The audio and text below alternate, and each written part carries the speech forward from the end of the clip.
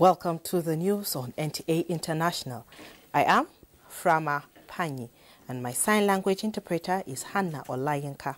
Let's begin with the headlines. Trump signs bill to end U.S. government shutdown. Africa Union and United Nations reaffirm strategic partnership to advance peace, security, and sustainable development. Nigeria and Austria set to deepen media relations to tackle challenge of fake news and misinformation within global media landscape.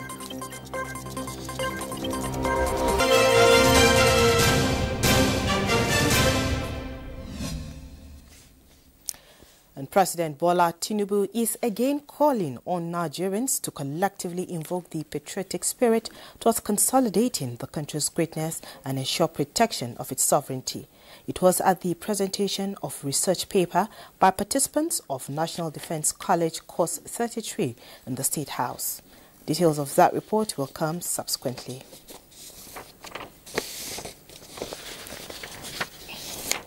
The Africa Union, AU, and United Nations, UN, reaffirmed their strategic partnership to advance peace, security, and sustainable development during the 9th Annual Conference at UN headquarters. AU Commission Chairperson Mahmoud Ali Yusuf and the UN Secretary General Antonio Guterres co-chaired the meeting, expressing alarm over persistent armed conflicts, humanitarian crises, and the weakening of international law. They stressed that political solutions through preventive diplomacy, mediation, and dialogue remain essential. The leaders reviewed progress under 3 joint AU-UN frameworks covering peace and security development and human rights. They welcomed continued support for African-led peace efforts in Sudan, South Sudan, Somalia, Libya, the Great Lakes region, the Sahel, and the Horn of Africa. Financing for AU-led peace operations authorized under UN Security Council Resolution 2719-2023 was a key focus. Both sides urged faster implementation of their joint roadmap and highlighted cooperation on digital transformation, climate action, and inclusive growth, including the Digital Transformation Strategy for Africa and the G20's AI for Africa initiative. The role of women and youth in building peace and prosperity was emphasized with praise for the AU's new Convention on Ending Violence Against Women and Girls. And President Donald Trump has signed a bill to end the longest government shutdown in U.S. history. Francis Udojo has details. Donald Trump, while signing the bill, said the U.S. current leadership is sending a clear message that they will never give in to extortion. He said the action is a continuation of funding. Yet, the extremists in the other party insisted on prolonging the shutdown in the American history. This, he said, is purely for political reasons. Trump's action came as the House of Representatives backed the bill 222 to 209 after the Senate approved it 60-40 earlier this week, a knife-edge vote that saw a handful of Democrats join Republicans to end the shutdown. With my signature, the federal government will now resume normal operations, and my administration and our partners in Congress will continue our work to lower the cost of living, restore public safety, grow our economy, and make America affordable again. Both sides blamed each other for 43-day stalemate, which saw government services in crisis mode. Republicans had pushed for a bill to keep funding the same, while Democrats wanted to tie it to healthcare. The Democrats, who crossed the floor, said they did so in exchange for a promise of a vote on healthcare subsidies in December. The new bill will only last till January 30. Francis Udojo, NT News. And the South Sudan's President Salva Kiir has sacked one of his 5 vice presidents amid escalating internal conflict. And Tanzania's President Hassan nominates next prime minister. Again, let's hear from Francis Udojo. South Sudan's Benjamin Bull Mel was appointed in February and has been widely rumored to be Kerr's preferred successor. The vice president was also stripped of his position as deputy leader of the ruling Sudan People's Liberation Movement, SPLM party, was demoted from general to private in the National Security Service. No reason was given for his sack and no successor has been named. Bull Mel has been under United States sanctions for alleged corruption since 2017, and a recent United Nations report accused companies affiliated with him of receiving $1.7 billion for road construction work that was never done. He has never directly responded to corruption accusations made against him. President Kerr also fired the governor of the central bank and the head of the revenue authority, both seen as close to Bull Mel. These latest changes in the upper ranks of South Sudan's government came at a time when questions are being asked about Kerr's succession amid fears of a return to civil war. Meanwhile, former Finance Minister Mwigulu Nchemba is set to become Tanzania's new prime minister after being nominated by President Samia Suluhu Hassan. Parliament is expected to approve the nomination when it votes on Thursday. The appointment comes in the wake of Hassan's controversial victory in last month's presidential election. The United Nations says hundreds of people were killed in the demonstrations. Hassan has come under international criticism for her handling of the protest. Francis Udojo, NTA News. And Nigeria has reaffirmed strong commitment to the Fisheries Committee for the West Central Gulf of Guinea, highlighting the growing importance of the blue economy to national development. The Minister of Marine and Blue Economy, Adeboyega Oyetola, stated this at the 16th Conference of Ministers of FCWC in Lagos, where he also emerged as the new chairman of the regional body. Chukunonso Mwaweze reports. With the theme, Securing Our Ocean Future, People, Resources and Commitments, the high-level regional meeting brought together ministers and senior officials from FCWC member states, including Benin, Côte d'Ivoire, Ghana, Liberia, Nigeria and Togo, alongside representatives of regional institutions, international partners and maritime experts. Minister of Marine and Blue Economy Adeboyega Oyetola, while underscoring Nigeria's commitment to advancing collective action against illegal, unreported and unregulated IUU fishing, called for strengthened joint patrols, harmonized regulations, real-time intelligence sharing and coordinated enforcement mechanisms among member states. We recognize that the well-governed and secure maritime space is central to food security, job creation, and long-term economic resilience. Our goal is to build a resilient, inclusive, and environmentally responsible blue economy that contributes meaningfully to national growth and regional stability. Illegal, unreported, and unregulated fishing continues to rob our region of billions of dollars every year. Beyond the numbers, IUU fishing threatens the very fabric of our coastal communities. The conference, which was preceded by a series of technical sections, climaxed with the election of Nigeria's Minister of Marine and Blue Economy, Adeboyega Oyetola, as the regional body's new chairman. The 17th Conference of Ministers of FCWC will be held in Togo. Chukunonso Mwaweze, NTA News. Austria and Nigeria are set to deepen media relations to tackle the challenge of fake news and misinformation within the global media landscape. This was the outcome of an engagement between the Director General of Voice of Nigeria, Jibrin Babandachi, and the Austrian Ambassador to Nigeria and 6 other African countries, Peter Guschebelwa, in Abuja. As fake news continues to pose serious challenge to informed citizenship and public trust in the media, the Director General of Voice of Nigeria, Von Jibrin Babandachi, and his team are here at the Austrian Embassy in Abuja to seek collaboration with the embassy and the country's public media outfits in combating false or misleading informations presented as authentic news. To work with you in the fight against misinformation, disinformation, and even outright lies through partnership with similar media, and also seek support in terms of capacity building for our colleagues in areas of AI and other new technology. Ambassador Peter Gore-Shebauer, while stating his country's commitment to partnering the voice of Nigeria in deepening her media relations with Nigeria, stressed that Europe, just like other parts of the world, is faced with the challenge of disinformation, hence the need for a strategic synergy in countering its narratives. We're keen to work together to tackle these sources of disinformation. Media has to play a very important role here in order to make sure that the citizens of our democracies are well informed and have an objective view about what is happening in the world. The media collaboration is expected to provide a pivotal opportunity for the two nations to leverage their respective strengths towards addressing the scourge of fake news and disinformation, a major global threat to democracy and stability. Chukunon Sonwabweze, NTA News.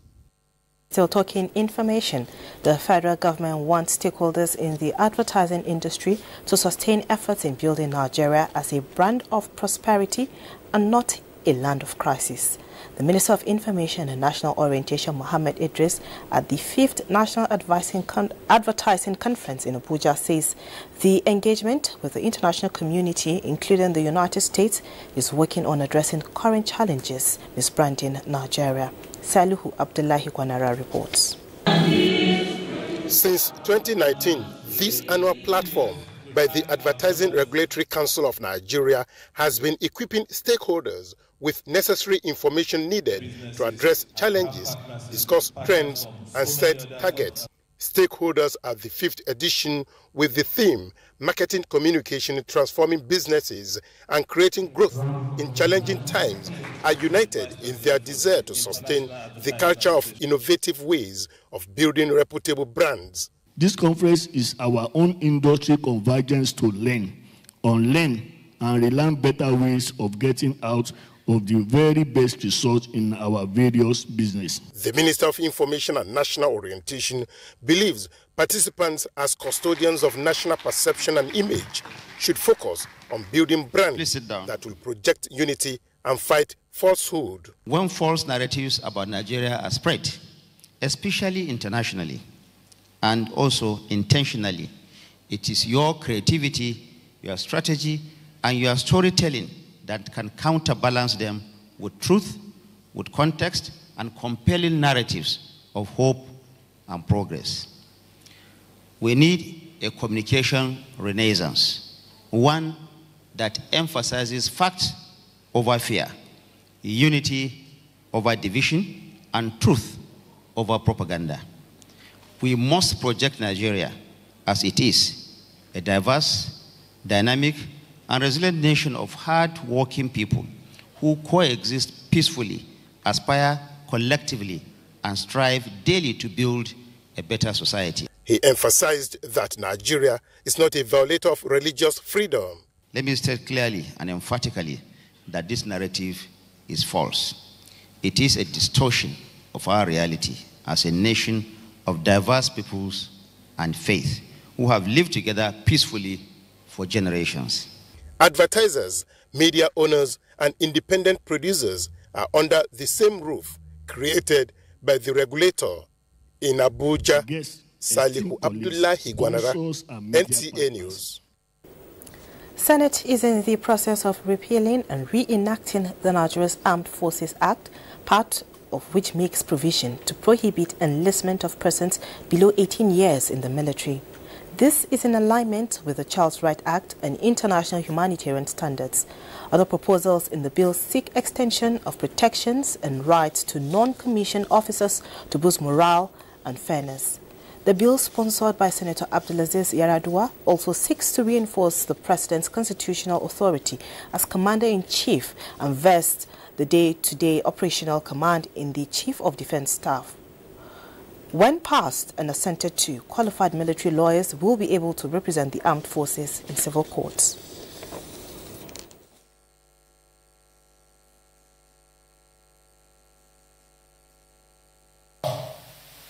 The armed forces of Nigeria remain the cornerstone of our sovereignty and national security.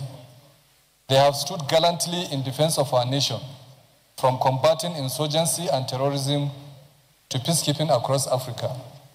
However, the existing Armed Forces Act, rooted in a 1960s military decree and last consolidated in 2004, no longer meets today's realities. Right, we'll take a short break. More reports right after. Thanks for staying tuned.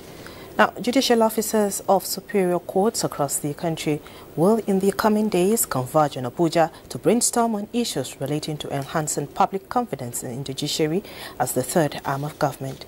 Administrator of National Judicial Institute, Justice Babatunde Adejumo, disclosed this in Abuja.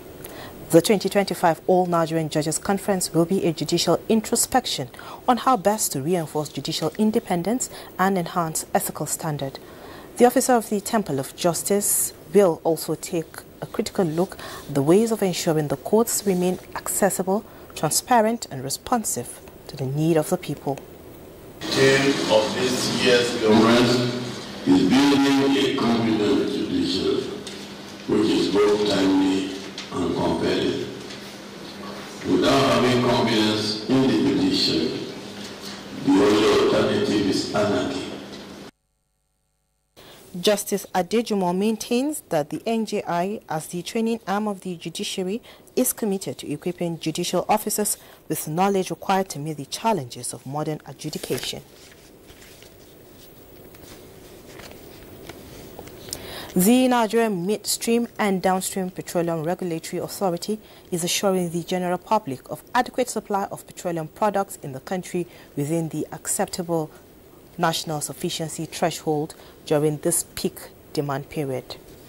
A statement by George Eneta, Director of Public Affairs Department, NMDPRA, says there is robust domestic supply of petroleum products, including diesel, petrol, and liquefied petroleum gas, sourced from both local refineries and importation to ensure timely replenishment of stocks at storage depot and retail stations during and after festive peak periods. The authority therefore cautioned against hoarding, panic buying, or non-market reflective escalation of prices of petroleum products.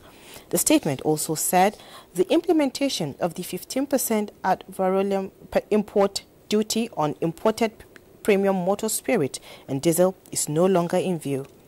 NMDPRA said they will continue to closely monitor the supply situation and take appropriate regulatory measures to prevent disruption of supply and distribution of petroleum products across the country during the end-of-year peak demand period.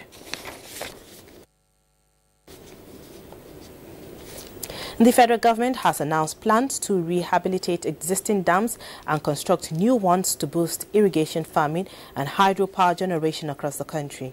This was made known by the Minister of Water Resources and Sanitation, Professor Joseph Utsef, while on an assessment tour of the Azare Jeri irrigation project and the Gurara multipurpose dam in Kaduna State, along with the Permanent Secretary of the Ministry and some technical directors. Osman Zubairu reports. This is the Gurara multipurpose dam constructed by the Federal Ministry of Water Resources for power generation, water supply and agricultural activities. The dam is designed to hold about 9 million cubic meters of water. Here is the Minister of Water Resources and Sanitation, Professor Joseph Yusuf, on an assessment tour of the facility. He was taking around the dam, power generation and irrigation units. The aim is to assess existing facilities, determine their current status, identify potential challenges for prompt intervention. The facility manager of the Azare Jeri irrigation project and Gurara multipurpose dam, Ghazali Muhammad Tukur, told the minister that insecurity remained a major challenge affecting the smooth operation of the facilities.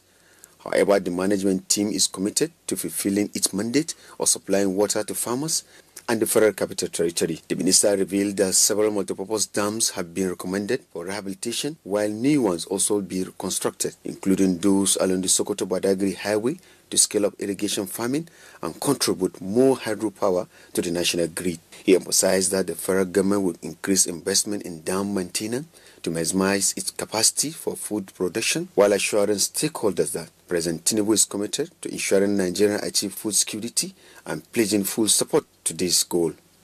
We believe that by the time these dams are being rehabilitated, more jobs will be created, there will be more room for irrigation farming, and the economy of this nation will be enhanced. So that is why we are moving around the country, and that is the reason why we are here also today to assess this facility. The Gurara Multipurpose Dam and Azerige Irrigation Project were developed by the Federal Minister of Water Resources and Sanitation with some component concession to Grimes and Eben for management and maintenance under a public-private partnership arrangement. Osman Zberu, NTA News. Mentorship provides an avenue for transferring knowledge, experience, and teaching for proper development. The Director General, National Biosafety Management Agency, Bello Bawabwari, at the Nigerian Mentorship Youth and Entrepreneurship Forum in Abuja, described mentorship as key to development. Haman Jabani reports. The roundtable, which brought together young entrepreneurs, inventors, and mentors from across the country, discussed ways of enhancing youth capacity through guided learning and practical exposure. Director General, National Biosafety Management Agency, Bello Bawabwari, notes that mentorship goes beyond giving advice. Rather, it is a deliberate process of sharing real-life experiences and lessons that shape the next generation. Mentorship is clearly about teaching and development. So don't get it wrong. You must learn. One of the most successful models we have had in this country is the Igbo culture of the Nwa boy. Why is it that as a country we have not been able to model all of that? Majorly it is because of the lack of discipline amongst us. This is a very nice initiative that we want our youth to bring, to come out with, so that they will not be dependent on government. Let them create something, so that we now see how we can assist them without even bothering themselves about any government job. Speakers emphasize that consistency is the foundation to success. With the right training, access to capital, and supportive policies, our youth can transform ideas into enterprises that create jobs and reduce poverty. This program should provide us knowledge and technical know-how of leadership and entrepreneurship for having a better society. Leverage from the experience and knowledge of stakeholders and ourselves to see how we can make this country a greater one. The forum underscores the importance of collaboration between public institutions and youth-focused organizations in promoting entrepreneurship and leadership development. Hamad Jabani, NTA News.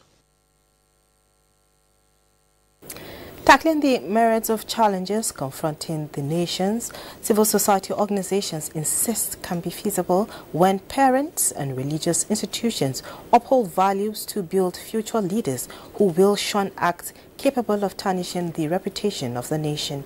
Elizabeth Omori reports that was the position of the Nigerian police, CSOs and other key actors advancing nation building in all spheres at a forum in Abuja. Building a better nation, civil society organizations say involves collective responsibility, and this forum aims to inspire attitudinal change, promote national values and drive innovations to foster growth and combat corruption. Instead of being the problem to the society, we rather become a problem solver to the nation. So I believe other youth out there to see the opportunity that we have in the nation and key into government policies and programs instead of being an agent of criminalities. To keep doing our best, that regardless of the fact that people are not following you with camera, Nigerians are watching you carefully. CP Ifeanyi Uche from the Nigeria Police Cybercrime Unit highlighted the devastating impact of cybercrime, calling it a silent pandemic affecting individuals, families and the nation. Android phones for children of 10, 15, 13 years to do what? Now at the end of the day, you as a parent, you don't even monitor the activities, the online activities of your wards or your children. We need to work with the law enforcement agencies to ensure that we nip this problem on the bud. Other issues raised include peer pressure, lack of digital literacy, and get-quick-rich syndrome. They suggest parental guidance and transparency in governance. Elizabeth Omori, NTA News. And this is where we end the news. I am Frama Panyi, and my sign language interpreter is Hannah Olayanka. Thanks for watching.